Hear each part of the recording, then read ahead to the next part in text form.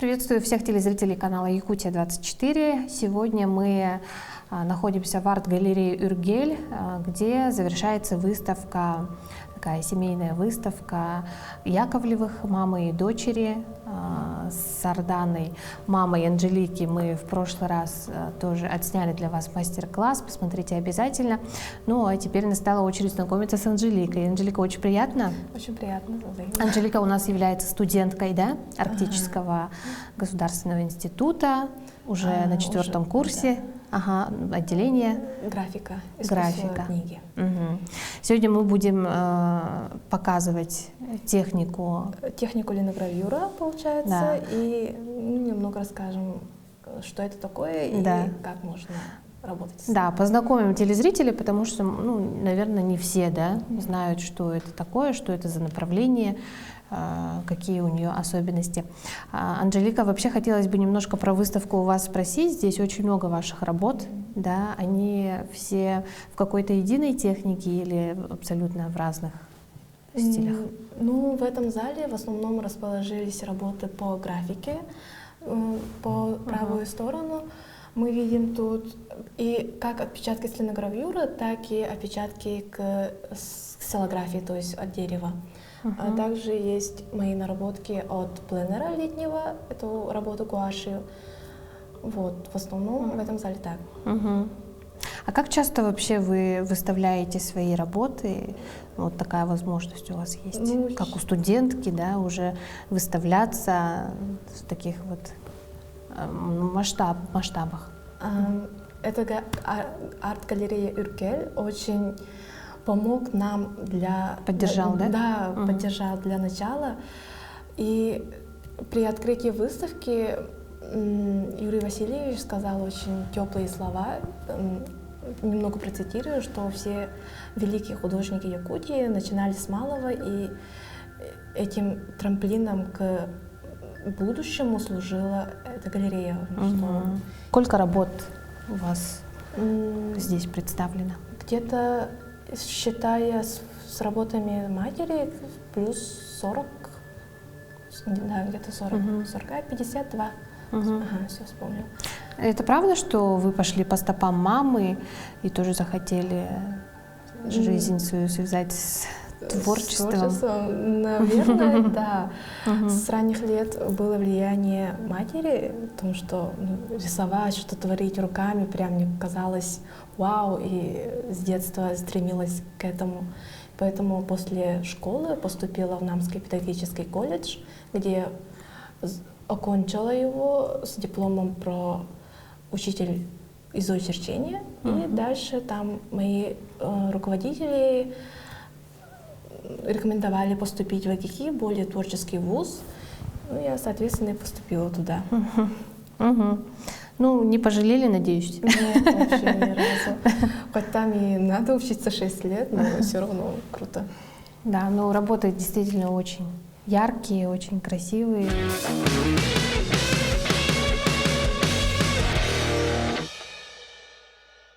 А сейчас хочется приступить конкретно к мастер-классу. Для меня вообще, правда, удивление, что это кусок линолеума, оказывается, да? Ага. Простой линолеум. Да, что такое техника линогравюра, что она из себя представляет? Наверное, после ремонта в каждом доме остаются маленькие кусочки линолеума.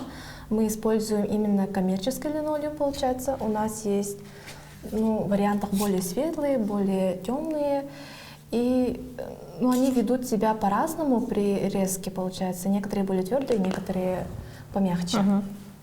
Вот.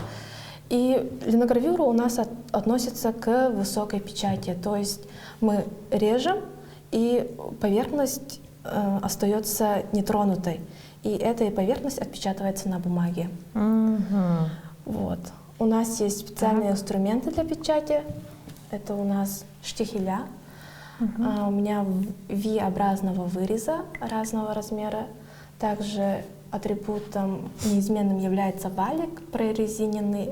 Тут тоже надо смотреть по качеству и так далее. Также типографская краска. Я знаю, что некоторые больше печатают на масле или акриле тоже зависит от самого человека и что он хочет получить. Какие предпочтения? Да, получить от своей работы. Также немаловажную роль играет и бумага, на которой мы хотим отпечатать. Если бумага более плотная, получается, то краска долго сохнет.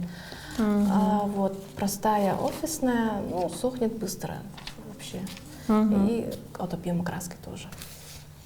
Все зависит. Вот. Так, ну и с чего мы начинаем, да? Так, мы начинаем с того, что вообще берется кусок линолеума, и тут переносится эскиз задуманный, и в этом нам помогает, ну, либо калька, да? Да, такая еще советская, старая.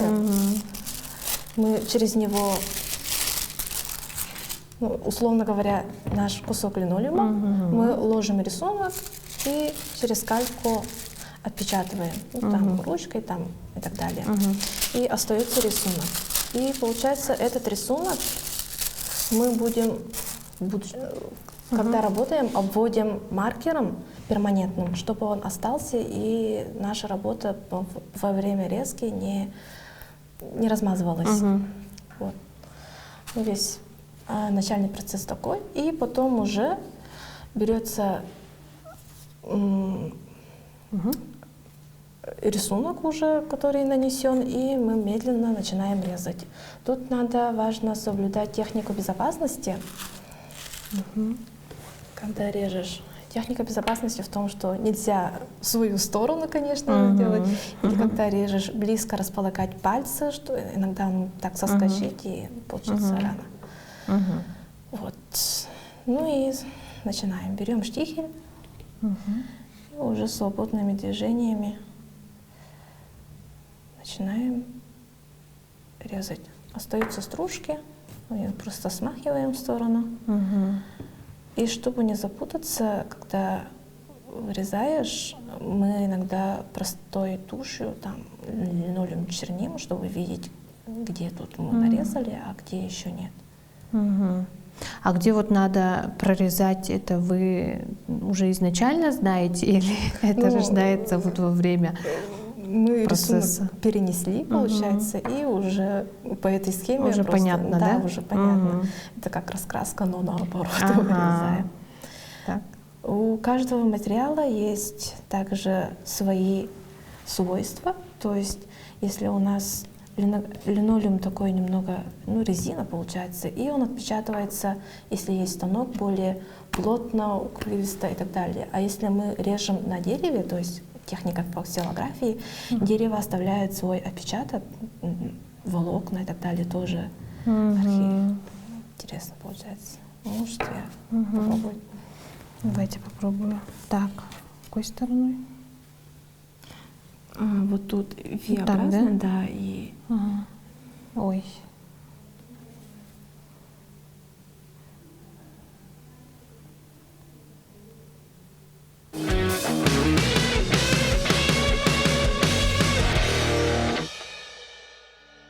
Ну, интересно, да. А вообще, ну, насколько сложная вот эта техника? Как она? Как часто она встречается? Вообще, любят ли ее, скажем так? Да. Мы в АГИКИ проводим некоторые мастер-классы, там куратор помогает, куратор пригласила меня помочь при мастер-классе печати. И там, ну, мы с людям, потому что приходит большой поток людей, и сидеть, вырезать там некомфортно получается, и мы уже приносим готовые штампы работ. Вот, принес такой уже готовенький, и человек сам уже катит, как бы на готовое, да? Да, сам катит валиком, раскрашивает и, соответственно, печатает. Там можно и поэкспериментировать. Мы сухие листья принесли для печати, также цветные типографские краски тоже принесли, чтобы посмотреть на другой вариант печати, получается. Я вот вижу 3 картины, они в технике линогравюры, да, если я не ошибаюсь, выполнены, да. А как вот рождается сюжет картин? Это вы тоже сами все продумываете? Как? Ну, в основном Я вырезала для всяких конкурсов. Там задавалась тематика, например, тематика севера и так далее. И уже под него нахожу вдохновение, получается. Триптих называется «Путь домой». Это 3 картины, связанные друг с другом по сюжету, по смыслу и по композиции. Вот. Также есть и диптих по мотивам якутских сказок. И там уже подруга рассказывала про то, как люди засыпают в спячку. И я уже взяла от этого идею, задумку и выполнила.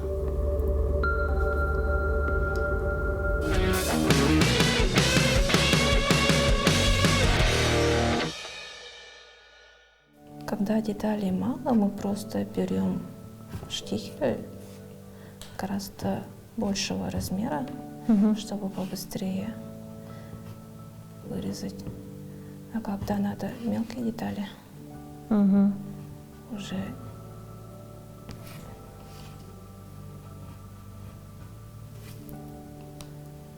основная проблема, не знаю, печати в том, что требуется, если хочешь печатать большие объемы работ, то необходим большой станок, который не у каждого человека может в жизни вообще возникнуть. Я недавно посмотрела цены на большие станки, там прям вот 200 тысяч было. Такая, пока не стоит. Поэтому некоторые люди работают на малых форматах.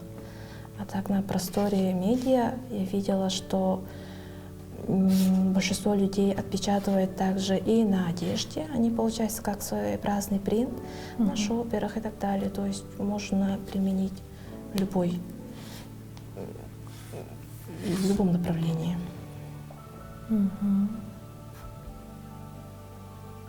Ну, я вот так понимаю, да, техника данная, она достаточно по времени, да, наверное, затратная, да, если брать весь процесс. Ну, можно и так сказать, но зависит от самой работы. Если хочешь что-то там простое, там звездочки, цветочки, то можно за часок, за 30 минут, за 20 минут быстро сделать и уже отпечатать. Просто вот интересно, почему бы сразу, допустим, вот, как вы сказали, изобразили свои сны, да, на этих 3 работах. Почему нельзя просто запечатлеть это на бумаге сразу? Почему именно? Вот разница вот в этом, да? Ну, в чем вот суть, так скажем? Если углубиться, то типография это сначала, это у нас получается тиражные, то есть люди одну штуку нарисовал, вырезал, нарисовал и продал, и все, ты больше его не увидишь, получается. А вот тиражировать, например, я это вырезала, я могу более сотни раз до того, как все детали сотрутся, не знаю, можно печатать и продавать, получается. И поэтому графика иногда гораздо дешевле продавать и так далее.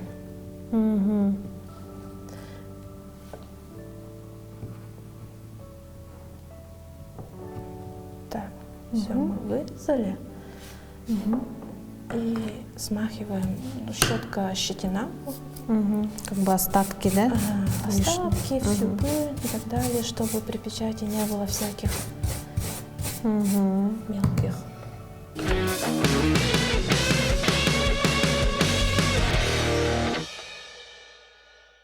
Самое интересное, типографская краска. Она у нас такая капризная, очень нелегко стирается с руки. Поэтому мы... Черная прямо, да? Да, прям, классика черная. Цветные тоже есть, но я принесла черную. Краска по своей консистенции немного густоватая, вязкая. Тут главное, чуть-чуть надо всего лишь, чуть-чуть. Берем валик. А тут на подложке Я использую просто простой файлик, получается, более доступный. А так на стекле, либо на пластике раскатывать гораздо удобнее. Прям вот до такого, да? Равномерно раскатываем, чтобы вся краска распределилась по всему валику. Так, я вижу, что краски маловато, и при печати, тем более при ручном, краска будет немного блеклой. Блеклой, да? Можно добавить, да? Чуть-чуть добавлю.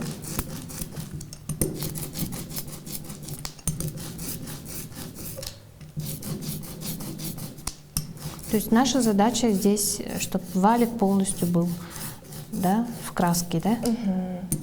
Чтобы краска равномерно распределилась по валику. На цвету мы можем видеть, как он покрылся. Далее берем рисунок. Давайте так вот, да? И уже раскатываем. Тут тоже можно вот так вот по бокам рассмотреть, где краска лежит, где не лежит. Но с черной, конечно, бывает трудно определить. Тут только можно по блеску догадаться, а когда краска цветная.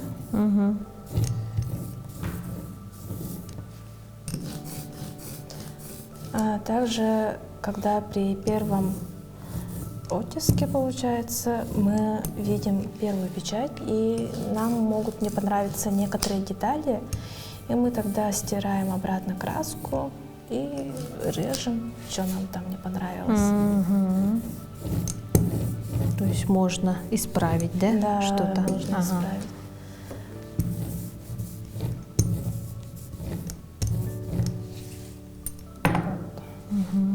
Все, раскрасим. Берем бумагу. Бумага у нас тонкая. Так, это немного в сторону, чтобы не мешалось.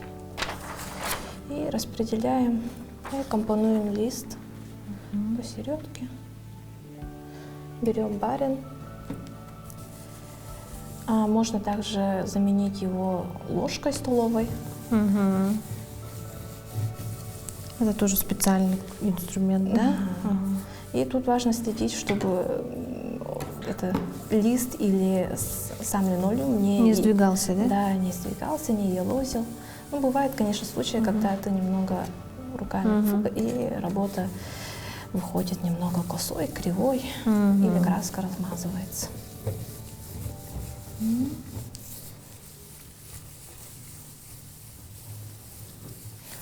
Тут надо давить не так, чтобы прям бумага вся порвалась, а немного распределяя вес. Также можно некоторые моменты руками прям тоже чувствовать.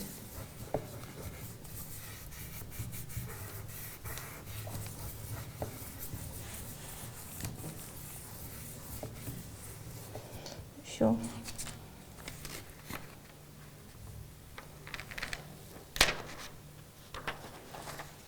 Ух ты! Так вот.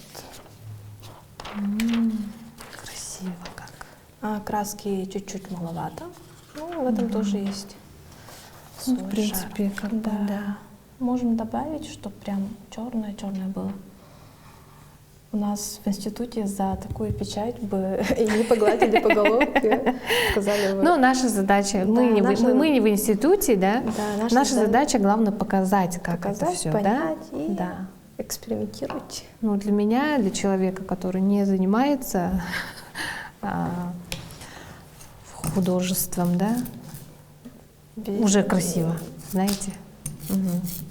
Ага. И сам рисунок тоже вы, Анжелика, создавали сами, да? Ну, это было для задания открытки, получается, на якутскую тематику. Ну, это один из эскизов. Почему бы из цифры не перевести на печать? Можете вы? Давайте. Так.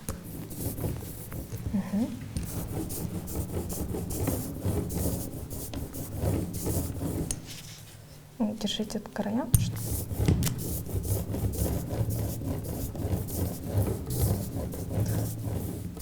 Также есть мультиблочная печать, получается. Например, если мы раскатаем на этом формате цветную, где-то синюю, сначала распечатаем этот синий вариант, потом на такую же бумагу поверх просто наш контурный черный зальем, то у нас получится картинка цветная.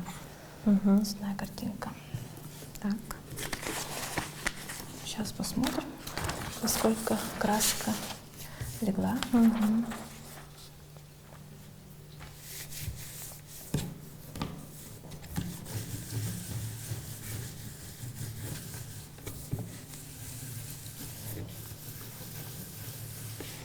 А какая одна из любимых техник ваших? Наверное, все-таки линогравюра, потому что более доступная. Ксилография тоже, у каждого есть свои плюсы. Хотелось бы больше поэкспериментировать с мультиблочной печатью. Для этого я купила всякие краски. Ну и пока на днях планирую просто.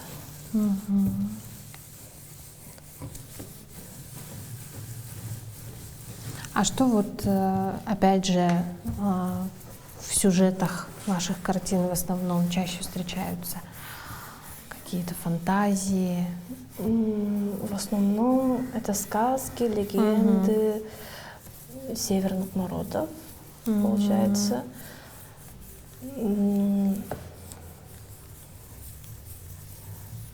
Ну и то, что окружает меня саму по жизни.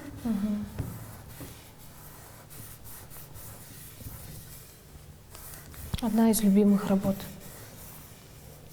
Может быть, здесь. Прям фаворита. Или, может, трудоемких одна из самых, может, с какой-то историей связана картина.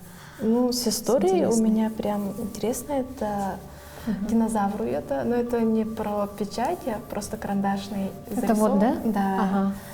У нас в деревне, в Черкехе, получается, есть амбары, которые прям ушли под землю, под вечной мерзлотой просели.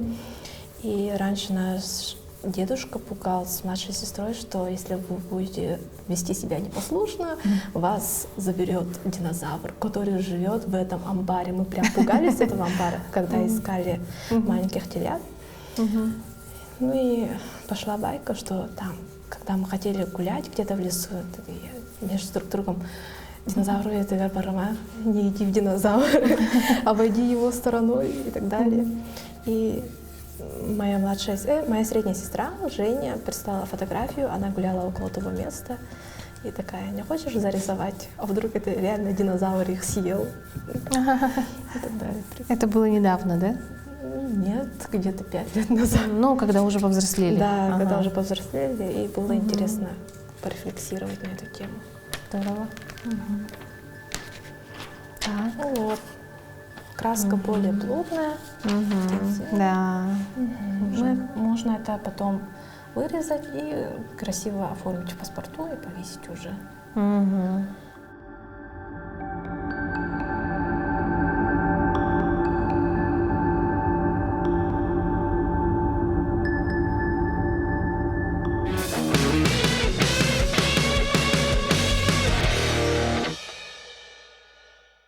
Анжелика, хотелось бы вас поблагодарить за то, что мы узнали немножко чего-то нового, да? День прожит не зря, как говорится, да? Ну, действительно, очень интересная техника. Хочу пожелать вам творческих успехов обязательно и состояться в этой жизни, наверное, творчески, да? Наверное, так и планируете. Спасибо за теплые слова. И экспериментируйте, узнавайте новое, тем более то, что доступно. И спасибо вам всем. Да, все доступно, все под рукой, главное желание, да? Главное желание. Да. Не обязательно учиться в АГИКИ, да? Ну, разнообразить свою жизнь, что-нибудь поделать своими руками гораздо легче, чем вы думаете. Да, согласна со словами Анжелики. Уважаемые друзья, творите, создавайте, пусть всегда у вас будет вдохновение на какие-то такие дела, которые отвлекают нас от работы, от учебы. В общем, найдите себе дело по душе, и все будет хорошо, да? Замечательно. На этом наша программа подходит к концу. Оставайтесь на нашем телеканале.